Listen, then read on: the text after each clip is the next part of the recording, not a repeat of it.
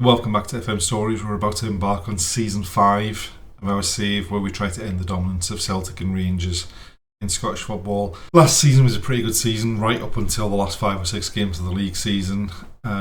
We managed to retain the League Cup, and we somehow made it through to the quarterfinals of the Europa Conference League. We've had a fairly busy summer in terms of transfers, so without further ado, let's get into the action.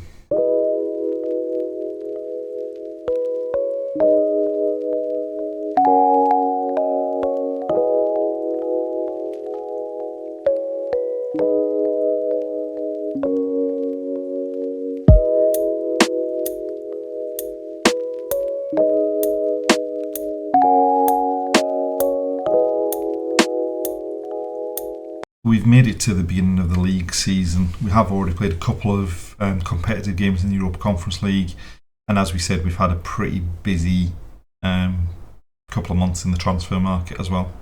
So looking firstly at the transfers, we're going to look at the outs first. Callum Slattery went at the end of his contract. The same with Lautaro Lopez, who wasn't going to get a new contract because of his work permit issues. And then we raked in money. So we got 11.75 million for Yarel Quansah, 13.5 million for Lucien Agume, and 10.25 million for James Hill, which meant we had some gaps in the squad that we needed to fill. And also, learning the lessons from last season, we needed to make sure we had some homegrown players to ease the issues in the squad registration. So firstly, we signed Anthony Ralston to be a backup right back to Nathan Ferguson. We then signed a young Irish winger from Gateshead with some potential. Not anywhere near the first team, and potentially never going to be near the first team, but certainly some potential to be a decent player in the future, hopefully. We then spent $1.5 million to bring David Turnbull back to Motherwell, having been a Celtic who signed him for $3.5 million from Motherwell a couple of seasons ago. Just a bit of experience. Quality in that midfield, can play in the number 10 role if we do decide to go to play the 4-2-3-1. And the one thing that we've lacked is a consistent penalty taker. Also, along the lines of the homegrown side of things, we picked up Callan McKenna from Hearts. He'd had a season in the Championship with Hearts after they got relegated. 2.2 million for someone who's already got 7 caps for Scotland at 20 years old. Thought it was a bit of a no-brainer, and it looks like he's going to develop into a better keeper than Liam Kelly, but we'll have to wait and see whether he's ready to start the season or not. And then with the departures of Quansah and Hill, we needed some defenders, so we went out and signed a very young defender in Samson Elise, who's 19, Nigerian with Australian second nationality, and we're hoping that he can develop like Vivinho did last season. Vivinho at the start of last season wasn't one of our 2 best centre-halves. By the end of the season was our best centre-half. So hopefully Elise can develop along the same lines. It may be a risk pairing the two of them together at such a young age, but we'll just have to see what happens. And then we were afforded the chance to sign Isaac Babadi on a free trial, on a full. And then we were afforded the chance to be able to sign Isaac Babadi on a permanent deal. We've had him twice on loan. The second loan spell in particular, he was outstanding. And hopefully now that we've got him in permanently, he can continue, progress, and give us the same sort of football he did in that second loan spell. We are also currently just waiting on a work permit to try and sign Ismail Doucouré from Strasbourg. Central defender, or he can play in the defensive midfield role, just add some more depth behind Vivinho and Elise. So as far as the club vision's concerned, they want to reach the knockout stages of the Europa Conference League. We've had a better draw in the qualifying rounds than we did in previous years, so hopefully we can at least make it to the league stage. As far as the league's concerned, they want us to qualify for the Europa Conference League again, and then the Scottish Cup and the League Cup are exactly the same, reach the latter stage, which means the quarter final as far as the board's concerned. And then as far as the sort of season preview is concerned, we're in third. Our odds are actually shortened for the title, because I think the last couple of seasons we've been 33-1 in third, but this season we're 25th-1 in third. And unsurprisingly, we don't have anyone in the media dream 11. And as we said, we have had a couple of games in the Europa Conference League. The first one away at Car from Iceland. We got off to a great start. They equalised with a penalty, and then nothing really happened very much in the second half of that game. And then the second leg, it looks a really comfortable performance. It wasn't. We were 1-0 down early. Luckily, we equalised before half time. and it looks more comfortable because we've scored a couple of late goals to put the result beyond doubt.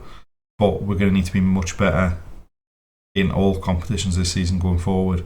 Now, interestingly, having been drawn against Carr in the second qualifying round, we were then drawn against Key from the Faroe Islands in the third qualifying round. Definitely a step up on having Roma in the third qualifying round of the first season we qualified, and Leverkusen in the second qualifying round last season. So hopefully, I think probably our run to the quarter-final last season has seen us pop up enough coefficient points to be in a pretty strong position there.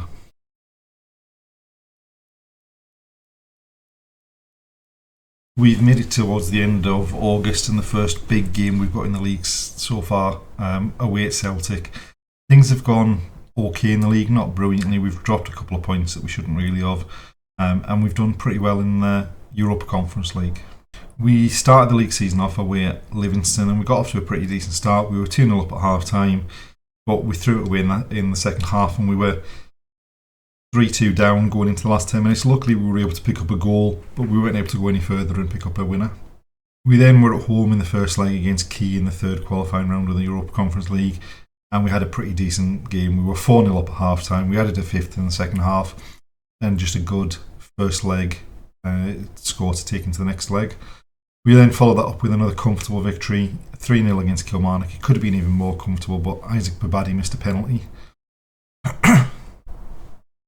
And then the second leg against Key, we got off to a really good start. We were actually 2-0 up, and then we took our eye off the ball. They got a goal back. They got another couple of goals late on. We weren't really in any danger because of the healthy first leg score we had. And then probably the most disappointing moment of the season so far, Dunfermline away in the League Cup. We got off to a really good early start. They went pretty much up the other end and got an equaliser straight away, and then they were 3-1 up. The 90 minutes ended 4-4 with them getting an equaliser in the 90th minute. We went ahead just on the stroke of half time and extra time. They equalised in the second half, and then we lost on penalties, which is disappointing considering we won that trophy the last 2 years in a row. We then went away to Norrköping for the first leg of the fourth qualifying round and got off to a pretty decent start. We were 2-0 up after 24 minutes. They got a goal back almost immediately. We added a penalty in the second half, and then they pulled a goal back late on. It meant we ended the first leg with a lead, but it was a lot narrower lead than we would have hoped for going into the second leg to make it a bit more comfortable. And then Dundee United in the most recent league game, we got off to a great start. Early goal, did nothing pretty much the rest of the game. They got a late equaliser and left kicking ourselves after that. And then Norrköping in the second leg, comfortable professional performance, 2-0 to see us through 5-2 on aggregate and to see us into the league phase again of the Europa Conference League, where we've actually not had too bad a draw in terms of the 6 games we've got in the league phase. We start away at Skendia, who we've played in one of the qualifying rounds. I think in the first season we were in the Conference League. Then we've got Sparta Prague, Universitet Craiova, Midtjylland, Utrecht and Flora. I think looking at those games, if we don't qualify for at least the knockout stages, I think we'd be kicking ourselves after that. And as far as the league's concerned, slightly disappointing. We are unbeaten, but we have drawn 2 of the 3 games that we've played so far, and we're really going to need to step it up in our next game, which is away at Celtic, who are unbeaten and have scored 12 goals in 3 games. So we're going to need to really come to the party for that game.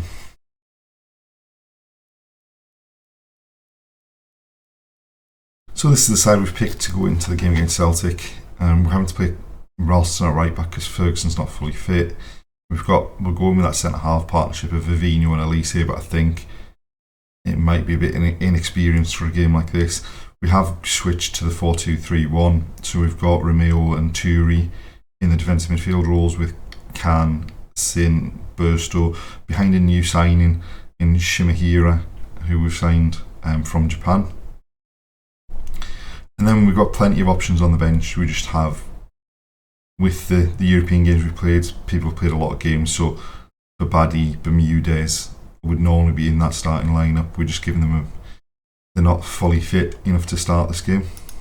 Both teams going with the 4-2-3-1. An early corner for them. We swung in from the left hand side. and they've got the head to it, and that is the worst possible start that we could have hoped for there. Just in-swinger, Gomez gets a run on everyone, gets above everyone. Oh, we could be in line for an absolute hammering here, the way this has started. Another corner for them, swung in, this time luckily headed over the top. We are all over the place at the back here. Yet another corner for them. We've got a head to that, but they're going to get the loose ball.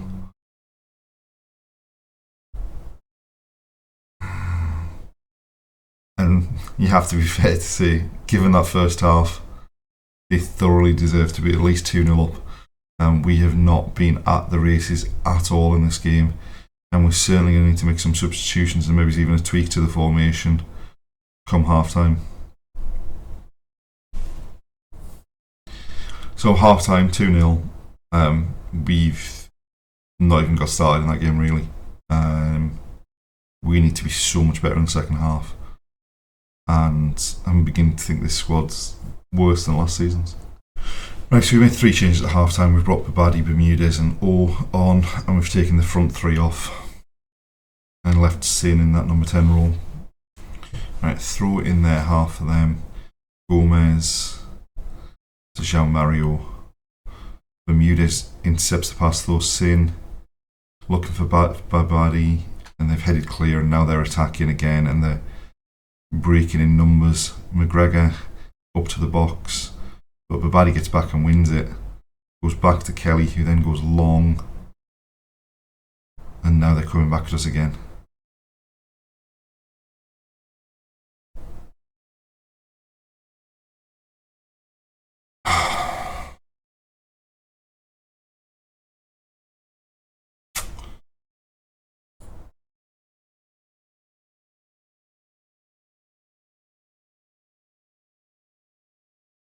This really is not working.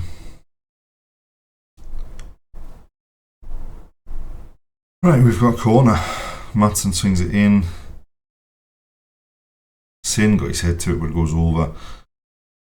And if we get a chance like that, we can't afford to be wasting them. Now, they've got a free kick in our half. We've managed to head it clear. Can Romeo get on the end of it? He can. Into Babadi. Vivino. Gazer with space. Bermudez. Elise. Bermudez. Maatsen down the left hand side. Crosses. Babadi nods it down. Romeo's in the box. Fires home, and finally we've shown some signs of life in this game. Maatsen, I thought, could have gone further. I didn't think that was a great pass, but Babadi made it with the header. Romeo takes a touch and then smashes it past the keeper. Right, Babadi with a free kick towards the back post that Lunin comes and claims.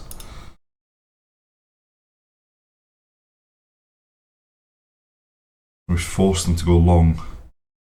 Ralston wins the header. Romeo flicks it on. Sin.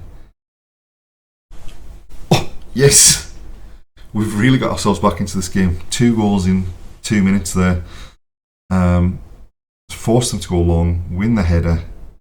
Romeo flicks it on. Sin finds space.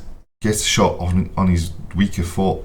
Goes in off both posts and just about across the line. A throw for them deep in their half. Oh, Gazers won it back. Sin looking for Bermudez, but they've headed it back to the keeper. Looking to force them to go long again. Instead, they've thrown it out to Colwell. Goes back to the keeper. Colwell. Right, they've actually played it out pretty well there. Holm. Maxi. Oh, Vivino's nicked in. Up to O. He's into the box. Tries to square it. Oh! It's got a nick off Colwell. It's gone in. And somehow, from being 3-0 down and out of the game completely, we've scored 3 goals in 5 minutes to level it up. And that little tweak to the formation and the mentality has done wonders. Right, Maatsen into Bermudez. Elise back to Maatsen. Elise. Maatsen coming forward now. On this left hand side. Gets to the byline into Bermudez. Back to Maatsen. Bermudez in the box. Sin. 4-3. How on earth has this happened? So Maatsen and Bermudez, somehow they let them just pass amongst themselves here. Bermudez I thought was going to shoot. In the end he just tucks it around the corner. Sin then just beats the keeper at the near post because he thought it was going to the far post. Right, Ferguson to Sin. Vivino into Sin. Gazer through to O, and they've won it back. Ferguson wins it back for us though. It's getting a bit ragged in midfield from both sides. They've gone back to the keeper. And Lunin out to Colwell.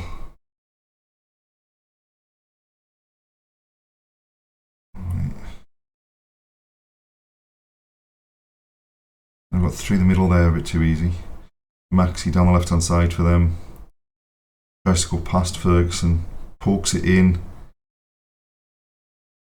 Karpikas gets the goal, but the keeper should be doing much better there. Oh, we've got a late corner. Maatsen to take it. Swings it in. Vivino at the near post. And somehow we've gone 5-4 up. I don't know how this has happened. A lovely corner. Vivino gets ahead of his man. Flicked header. The keeper should do much better, but we'll take it. And there we are, full time, and it looks like we've jumped up to second in the league. Quite how on earth we have managed that, I don't know. We were dreadful in the first half, and when we were 3-0 down after 51 minutes, it looked like a case of just keep the score down, maybe get 1 or 2 back. But to then get ourselves in front and then throw it away and then get a 95th minute winner, just an outstanding performance in the end. Need to be much better than we were in the first half, but that second half was just another level.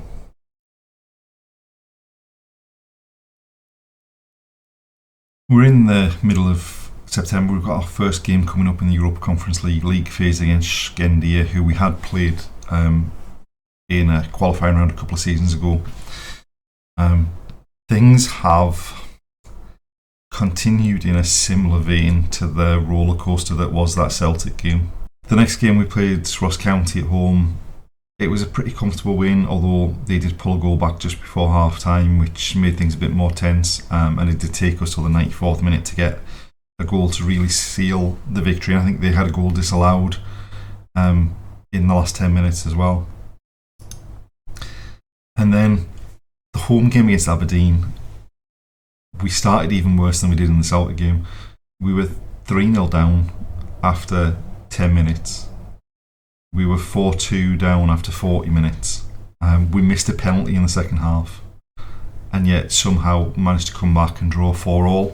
And then the most recent game was a 5-1 win away at St Mirren. We got off to a cracking start with the goal inside the first minute from Babadi. We were 3-0 up in under half an hour.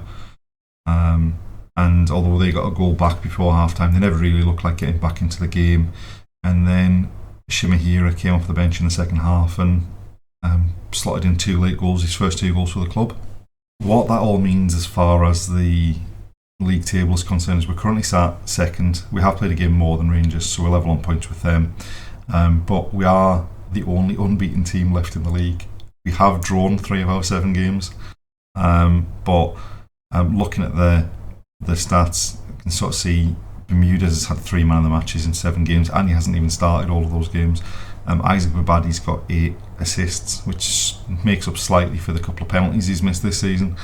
But things are going well. It looks like we're starting to settle into this new formation, and now we just need to carry the good form of the last couple of games into the Europa Conference League.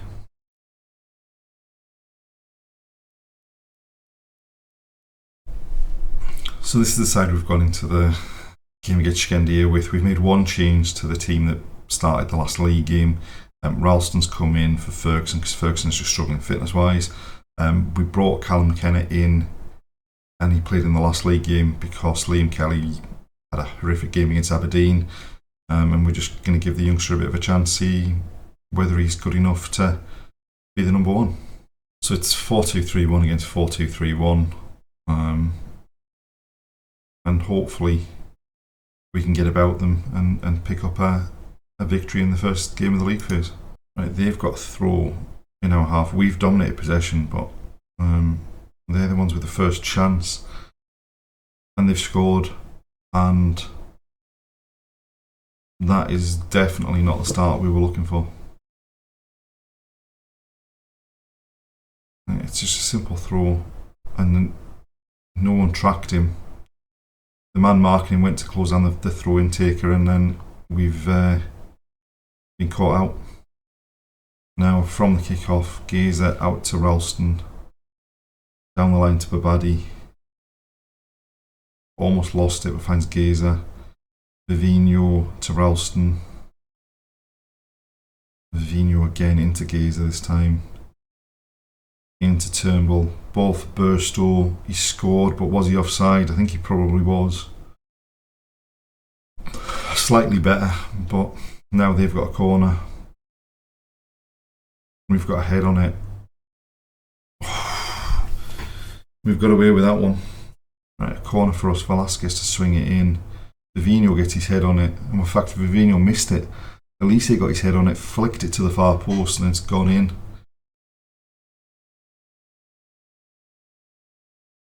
So Vivino and Elise both went for it. Elise is the one that got it, flicked it, the keeper didn't react, and we've levelled it up. Right, goal kick for them. They've gone longish, and they've got the flick on, but Vivino wins it. Comes to Elise. Right, Bermudez wins it. Velasquez back to Elise.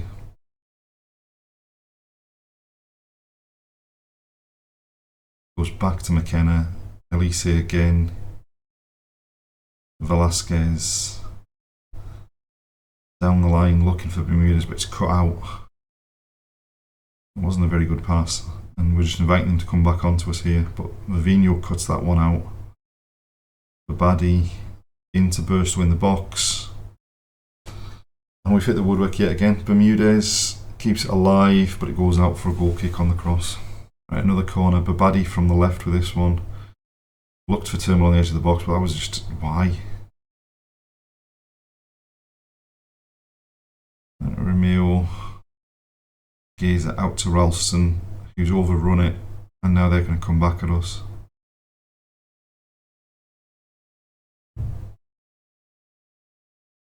Right, Ralston eventually wins it back, but Baddy looking for Bermudez on the left.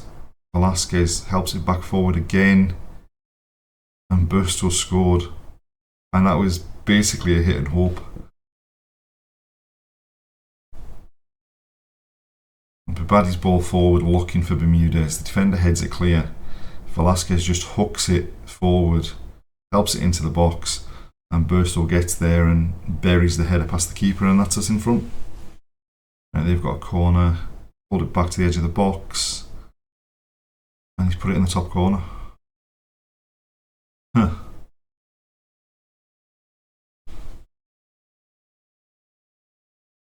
I mean, we've dominated the first half, and then just conceded 2 goals that we should have defended better. Right, long throw for us. Vivino looked to flick it on and missed it. They've cleared it. Bermudez gaze on the edge of the box, and now they're attacking. Oh my god.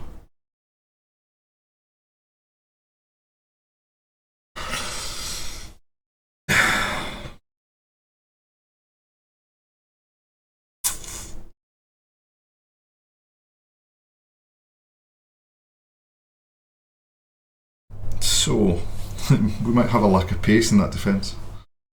That was just horrendous. We've had twice as many shots, we've had 70% possession, and yet we're getting beat 3-2. Right, we've made 3 changes this half time. We brought Ferguson on for Ralston, Rice on for Gazer, and Sin on for Turnbull, and Sin's immediately into the action with a corner. It's headed home by Vivino and got us level.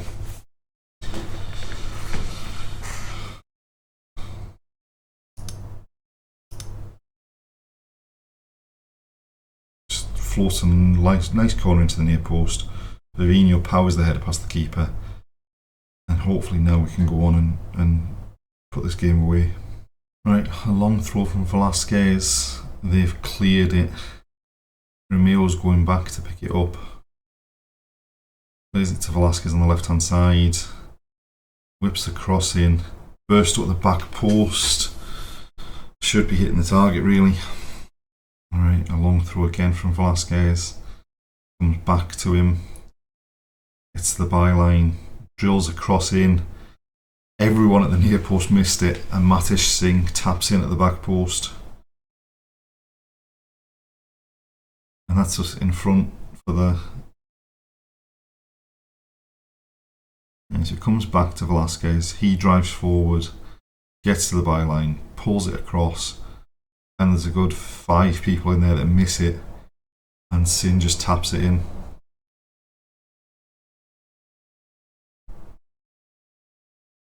Right, now they're attacking from the kickoff. They're going down the left hand side. It's round Ferguson. And they've got a penalty.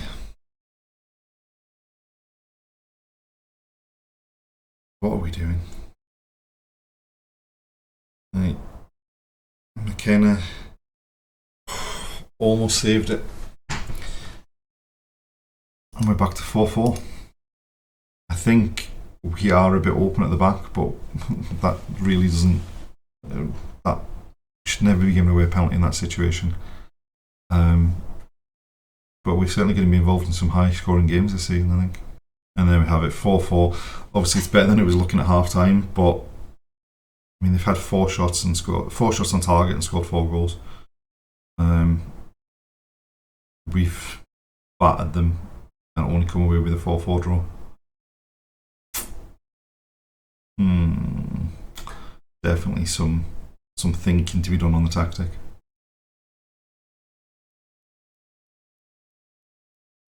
And that's the end to another episode, and what has turned out to be a pretty high scoring first episode of season 5.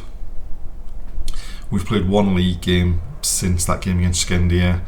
Against St Johnstone, we tweaked the formation a bit to try and leave us a bit less open in midfield and at the back, and it seemed to work, although it's hard to tell because it's only 1 game. But we did beat St Johnstone 6-0. We were 5-0 up at half time.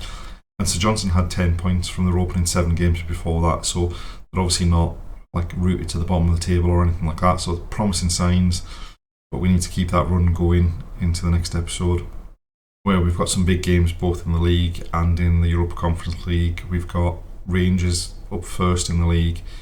We've got Sparta Prague. We've got Craiova. We've got Midtjylland in the Europa Conference League as well. So it's important we need to keep this run of form going. We've got an international break now, which is ideal because given the number of games we've already played, we need some players to get some rest before those games come around. But thanks for watching, and we'll see you next time.